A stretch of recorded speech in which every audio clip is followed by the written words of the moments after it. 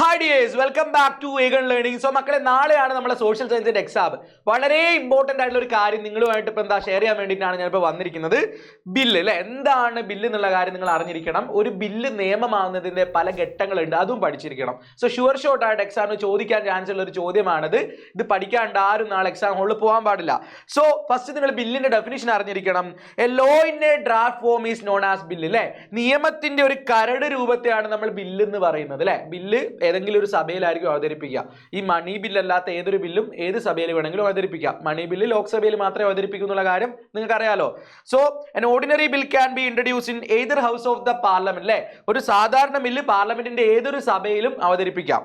ഇനി നോക്കിക്കോ, ബില്ല് അവതരിപ്പിക്കുന്ന സഭയാണ് നമ്മൾ എന്താ ബില്ലിനെ സംബന്ധിച്ചിടത്തോളം ഒന്നാം സഭ എന്ന് പറയുന്നത് അല്ലെ. ബില്ല് ആദ്യം പരിഗണിക്കുന്ന സഭയെ ഒന്നാം സഭ എന്നും രണ്ടാമത് പരിഗണിക്കുന്ന സഭയെ രണ്ടാം സഭ എന്നും പറയും അല്ലെ. ഒന്നാം സഭയിൽ നിന്ന് ബില്ല് പാസ്സാക്കിയിട്ടാണ് ബില്ല് രണ്ടാം സഭയിലേക്ക് വിടുക. ആ കാര്യങ്ങളൊക്കെ ഞാനിപ്പോൾ പറഞ്ഞു തരാം. സോ ബില്ല് എന്താണെന്നുള്ള ഡെഫിനേഷൻ ആദ്യം നിങ്ങൾ പഠിക്കുക. പിന്നെ ആദ്യം ബില്ല് കൺസിഡർ ചെയ്യുന്ന സഭയെ നമ്മൾ ഒന്നാം സഭ എന്നും അല്ലെങ്കിൽ ഫസ്റ്റ് ഹൗസ് എന്നും, രണ്ടാമത് കൺസിഡർ ചെയ്യുന്നതിനെ രണ്ടാം സഭ അല്ലെങ്കിൽ എന്താ സെക്കൻഡ് ഹൗസ് എന്നും പറയും. പിന്നെ ഓരോ സഭയിലും ഇത് 3 റീഡിങ്ങുകളുണ്ട്. First reading, second reading, third reading എന്ന് പറഞ്ഞിട്ട് റീഡിങ്ങുകളുണ്ട്. ഇത് ഓരോ റീഡിങ് എന്താണെന്ന് ഞാൻ പറഞ്ഞുതരാം. ഫസ്റ്റ് റീഡിങ്ങിലാണ് നമ്മൾ എന്താ ബില്ല് അവതരിപ്പിക്കുക.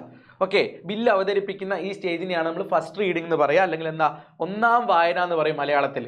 ഓക്കെ, ഒന്നാം വായന എന്നാണ് ഈ ഫസ്റ്റ് റീഡിങ്ങിനെ പറയുക, ഒന്നാം വായന.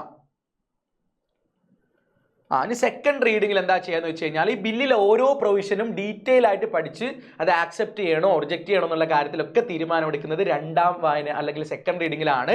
വേണമെങ്കിൽ ഇത് ചർച്ച ചെയ്യാനായിട്ട് ഈ ബില്ലൊരു കമ്മിറ്റിക്കൊക്കെ വിടും. സോ അതിനെ കമ്മിറ്റി ഘട്ടം കൂടെ ഈ സെക്കൻഡ് റീഡിംഗ് അല്ലെങ്കിൽ രണ്ടാം വായനനെ പറയും.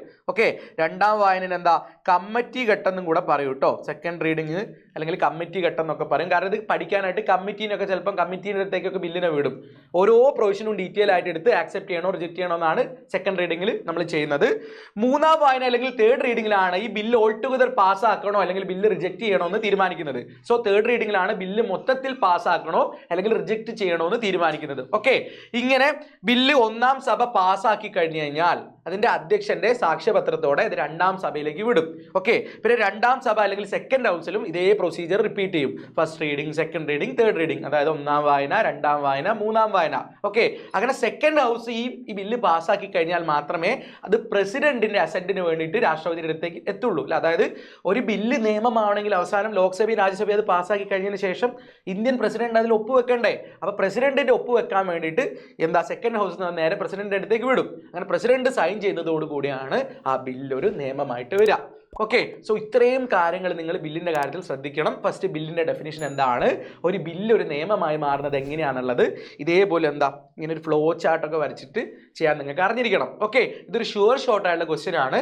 ഇതുപോലുള്ള ഒരുപാട് ചോദ്യങ്ങളുമായിട്ട് നിങ്ങളെ കാണാൻ ഞാൻ വരും. അതുവരെ ബൈ.